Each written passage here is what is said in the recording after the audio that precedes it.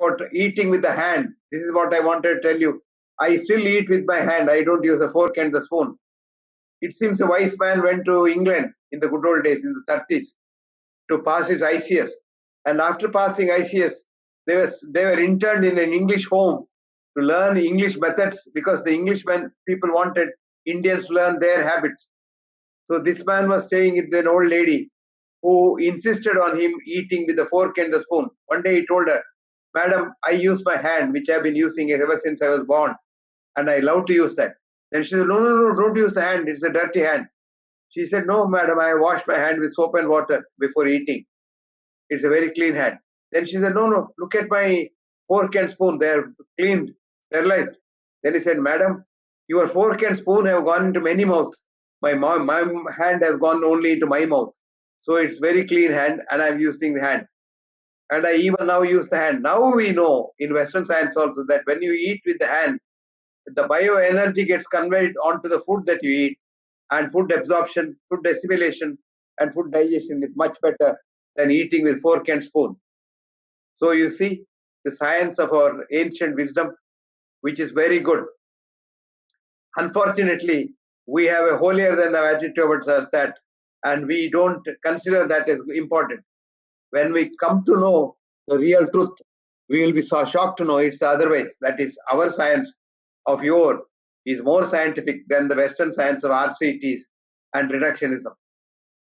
Reductionism depends on Darwin's theory and Mendel's theory, etc. of evolution. But the holistic theory of evolution is it's the environment that makes us evolve.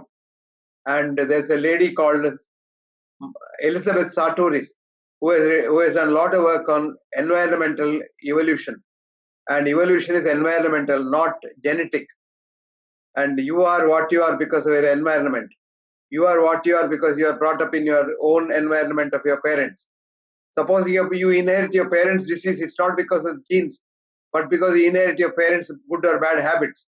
Supposing your parents have been eating bad food and you continue to eat the same bad food, you inherit the diseases that they had. Supposing you don't continue in the same habit and same environment, you can change it.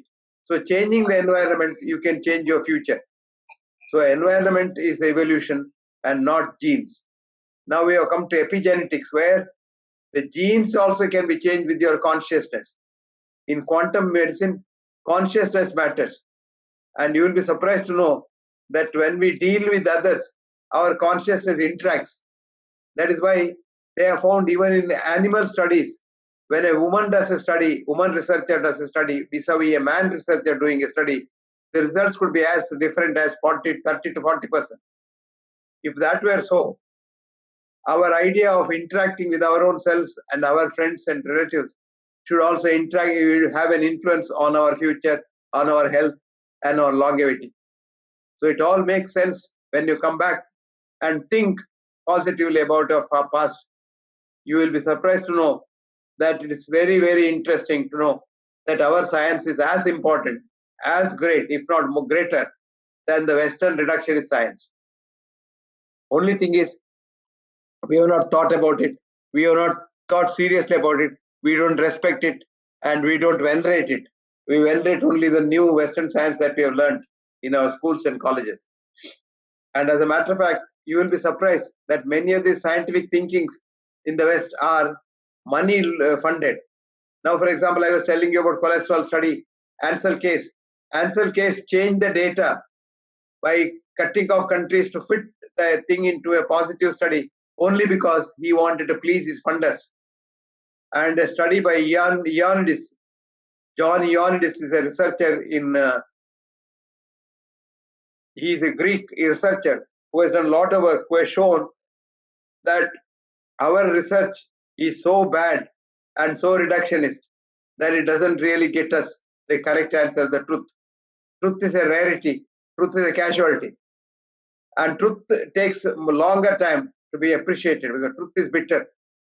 While, as Churchill very rightly said, while truth still has time to pull up its pants, falsehood and mystery would have done 2 rounds of this world. So that's how falsehood and mystery will go around. Truth will remain back.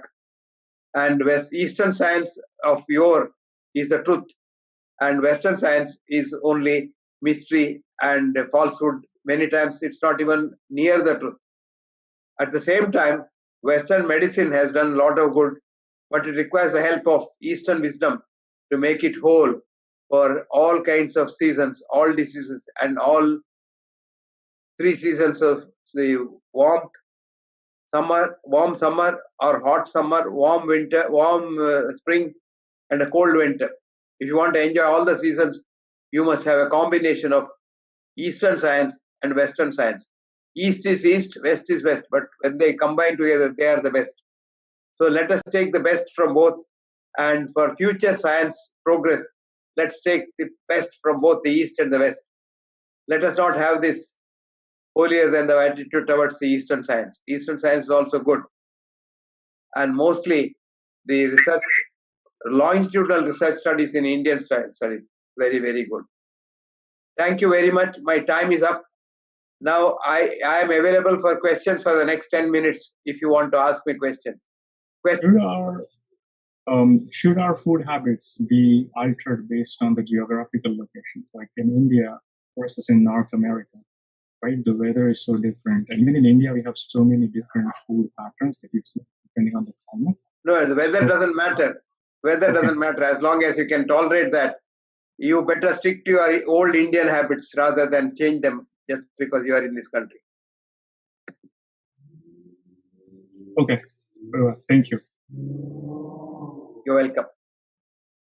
Any questions? The root of all the medicines, they go to the southern part of India, and Siddha has a role in the origin of all medicines. So if you look at like in the southern Kerala or Tamil Nadu, we can see the the development of science there, like so much intensive into culture. But so what do you think has happened in the evolution process that we are not, Siddha is not really known by anybody even in India except for Tamil Nadu or Kerala? You must remember that anything becomes popular with some help from the government, support from the government. Like, for example, I'll give you an example.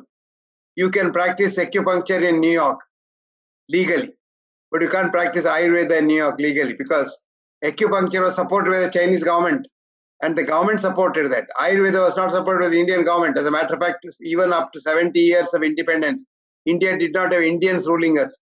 They had British-minded people ruling us. So they didn't support our systems. Only now, in the last 3-4 years, we have the government which is supporting our system. It's because Siddha was not supported by the government, Siddha was not popular. Siddha system, as you rightly said, is very, very good. And it's mainly in Tamil Nadu and Kerala that is known, especially in Tamil Nadu. And the center of Siddha's big evolution is Coimbatore, where there are a lot of people trying to sort of study Siddha because most of the Siddha literature is in Tamil language. That's another problem.